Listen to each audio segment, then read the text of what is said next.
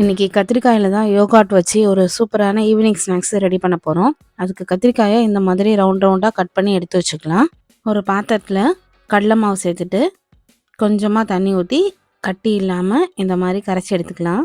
அதுக்கப்புறம் உப்பு, மஞ்சத்தூள், மிளகாத்தூள் சேர்த்து நல்லா கலந்து விட்டுடலாம்.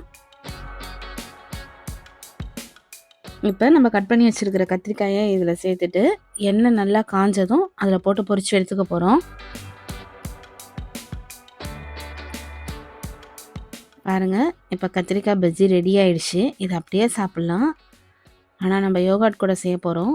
யோகாட்டில் நம்ம கொஞ்சமாக தண்ணி ஊற்றி ஒரு க்ரீம் மாதிரி ரெடி பண்ணிவிட்டு அதுக்கப்புறம் மிளகாத்தூள், சீரகம், உப்பு, கொஞ்சமாக இஞ்சி, கொஞ்சமாக பச்சை மிளகாய் சேர்த்துட்டு நல்லா கலந்து விட்டுருக்கோம். இதுக்கு மேலே வெங்காயத்தாள் சேர்த்துக்கலாம்.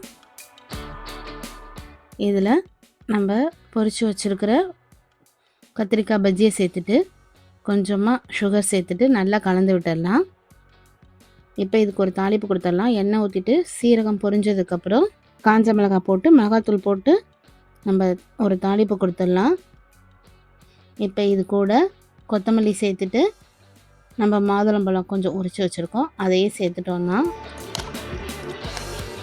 சூப்பரான ஈவினிங் ஸ்நாக்ஸ் ரெடி. சாப்பிட்டு பார்த்து சொல்லுங்கள்.